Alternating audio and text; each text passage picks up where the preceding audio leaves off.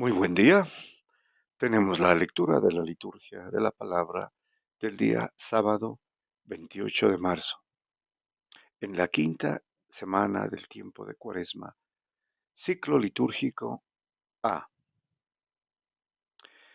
Muy bien, recordemos pues que en este día terminamos el tiempo de Cuaresma y nos preparamos para iniciar la Semana Santa. También recordemos que estamos en una etapa de penitencia a través del ayuno, de la limosna y de la oración. Vamos a la primera lectura. Tenemos la lectura de la profecía de Ezequiel, capítulo 37, versículos del 21 al 28. Bueno, como veremos, profecías mesiánicas, ¿no? Todo lo que atañe a lo que en figura se profetizaba sobre la iglesia especialmente, ¿no? El reino de Dios, el reino de Cristo, el reino de los cielos, iniciando, ¿no? Aquí en la tierra y en la era mesiánica. Bueno, nos dice el profeta Ezequiel. Esto dice el Señor Dios. Recogeré a los hijos de Israel de entre las naciones a donde han ido, los reuniré por todas partes para llevarlos a su tierra. Los haré una sola nación en mi tierra, en los montes de Israel. Bueno, aquí inicia de una observación al texto muy importante que encontraremos en sucesivas ocasiones. Cuando utiliza el término Israel, proféticamente hablando, no se refiere al Israel histórico o al Israel terreno, sino al Israel espiritual, que es la iglesia como pueblo nuevo, ¿no? Universalmente hablando, todos los pueblos, todas las razas, ¿sí? Todas las lenguas. Entonces, por eso es importante cuando dice, los haré una sola nación en mi tierra, en los montes de Israel. Entonces, está hablando de la iglesia. Un solo rey reinará sobre todos ellos. Ya no serán dos naciones, ni volverán a dividirse en dos reinos. No volverán a contaminarse con sus ídolos, sus acciones detestables y todas sus transgresiones. Bueno, entonces ya habla del rey mesiánico, ¿no? De Jesucristo, un solo rey. Y ya no serán dos naciones. Esto, obviamente, en relación a la división que hubo, ¿no? De los israelitas, prácticamente en el reinado de Salomón, cuando las 10 tribus del norte conformaron el reino del norte o Israel y dos tribus en el sur, el reino de Judá. Continúa el profeta Ezequiel, los libraré de los lugares donde habitaban y en los cuales pecaron. Los purificaré, ellos serán mi pueblo y yo seré su Dios. O sea que aquí hace alusión a pesar de todo lo malo que hicieron con los ídolos, con sus acciones detestables, transgresiones, infidelidades, su misericordia, ¿no? Los librará, les perdonará sus pecados y los purificará. Y dice, ellos serán mi pueblo y yo seré su Dios. Mi siervo David será su rey, el único pastor de todos ellos. Aquí nuevamente ocurre el rey David, pero no es el David histórico, ¿no? Sino el David espiritual, Jesucristo. Por eso es el hijo de David, ¿no? El reino de David, el rey y el único pastor de ellos. Caminarán según mis preceptos, cumplirán mis prescripciones y las pondrán en práctica. Bueno, ¿cómo es posible esto, no? Cuando eh, el primer pueblo, ¿no? Israel cometió tantas atrocidades, ¿no? Tantas infidelidades. Llegaron a inclusive a sacrificar sus propios hijos, ¿no? A Moloch y a Baal. Y sabemos la respuesta, ¿no? De antemano, porque somos parte de la nueva alianza y eterna.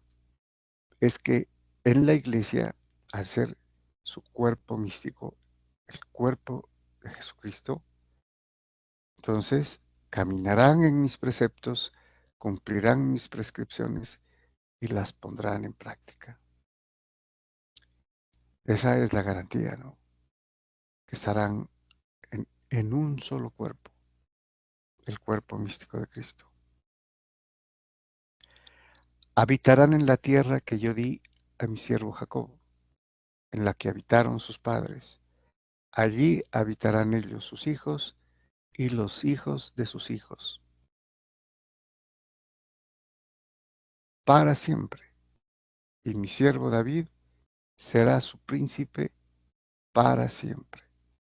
Pues aquí sabemos que está hablando del Jacob espiritual también, ¿no? Del Israel. Recordemos que a Jacob le cambió el nombre por Israel. Y entonces está hablando de la iglesia, o sea, un rey para siempre, David, que es figura de Cristo. Haré con ellos una alianza de paz, una alianza eterna. Los estableceré, los multiplicaré y pondré entre ellos mi santuario para siempre. Aquí es importante, ¿no? También esta eh, profecía que apunta a la iglesia. Pondré entre ellos mi santuario para siempre.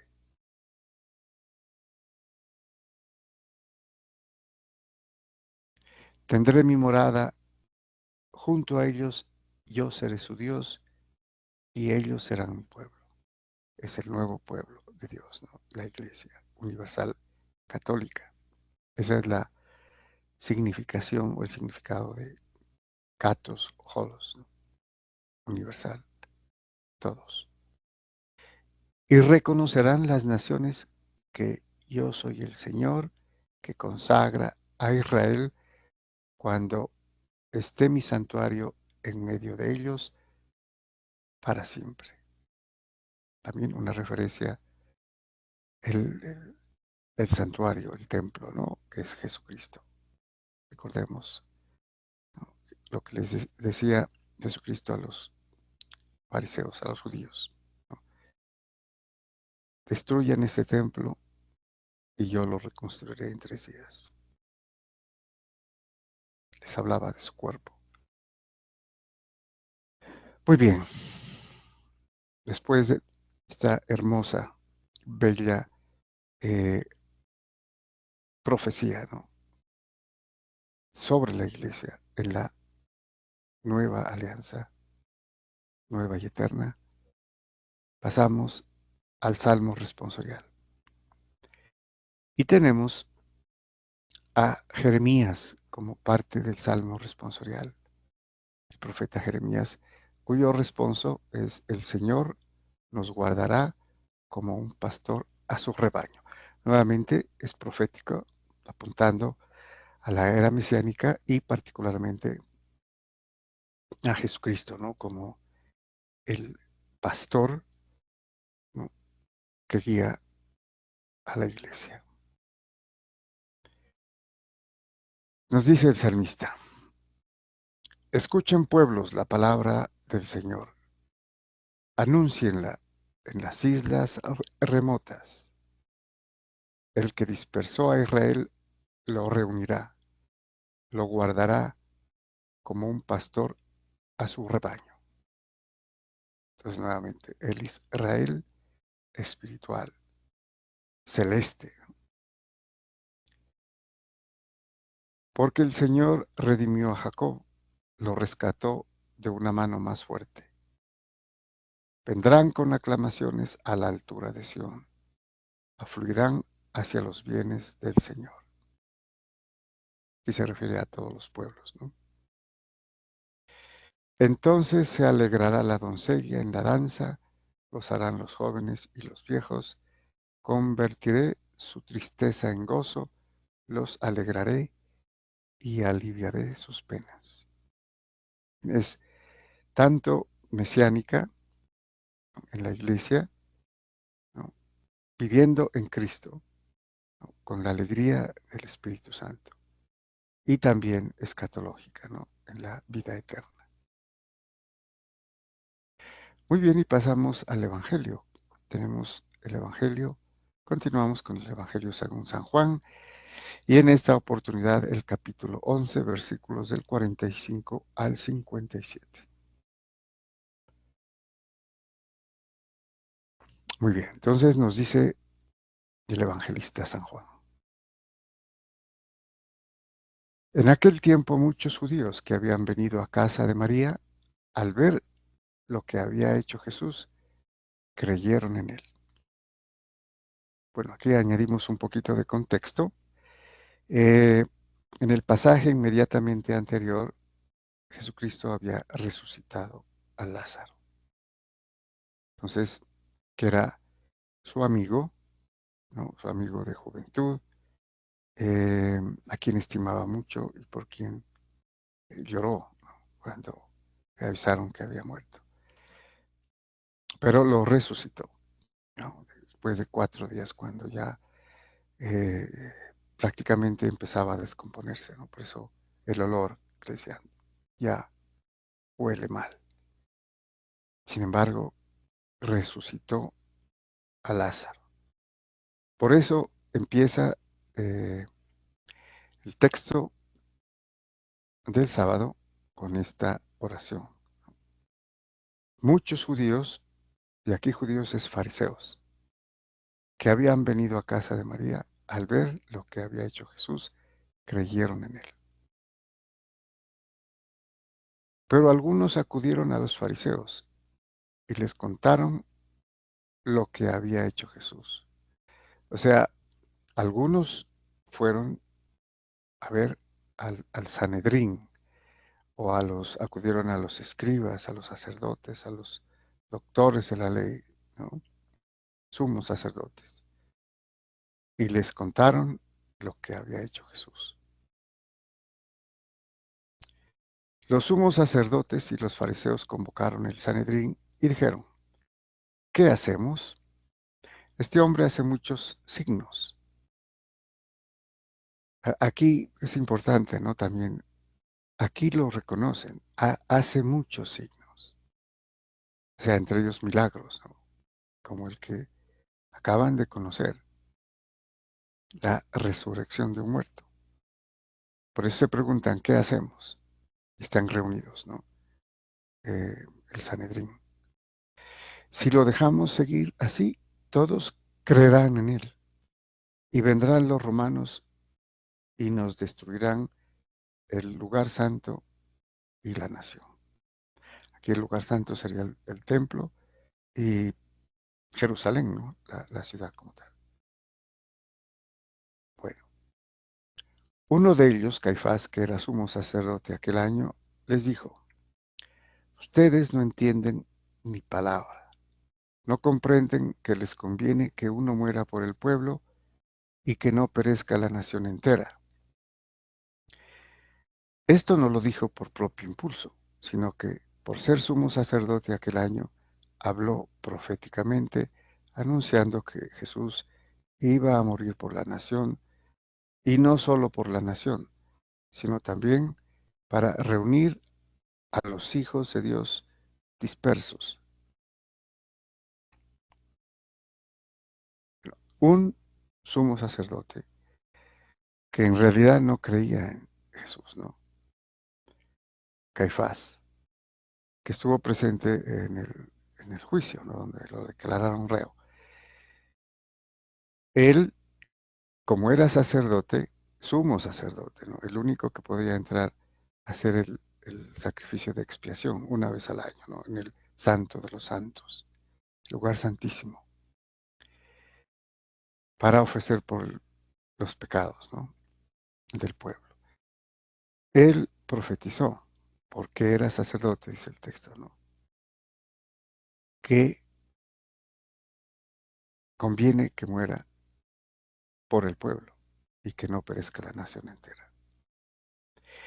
Pero además, igualmente importante es que dijo la parte de la profecía que refiere a la iglesia, ¿no? Y no solo por la nación, dice aquí, lo subrayamos. Esta es la primera parte de la profecía. Y no solo por la nación, sino también para reunir a los hijos de Dios dispersos. O sea, a todos los hijos de Dios, que son todos los hombres, ¿no? Que han sido creados por Dios.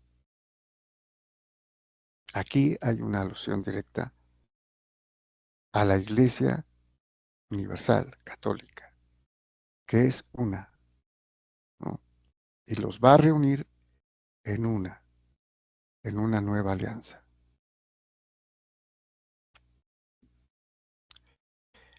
Y continúa. Y aquel día decidieron darle muerte. Por eso Jesús ya no andaba públicamente entre los judíos, sino que se retiró a la región vecina, al desierto, a una ciudad llamada Efraín, y pasaba allí el tiempo con sus discípulos. Se acercaba la Pascua de los judíos, y muchos de aquella región subían a Jerusalén antes de la Pascua para purificarse. Buscaban a Jesús y estando en el templo se preguntaban, ¿qué les parece? ¿Vendrá la fiesta? Los sumos sacerdotes y los fariseos habían mandado que el que se enterase de dónde estaba les avisara para prenderlo.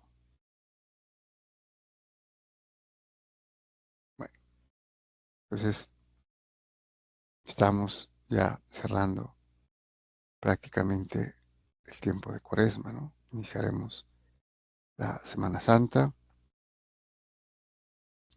eh, y las lecturas cobrarán mayor énfasis, ¿no? En precisamente lo que es el centro, ¿no?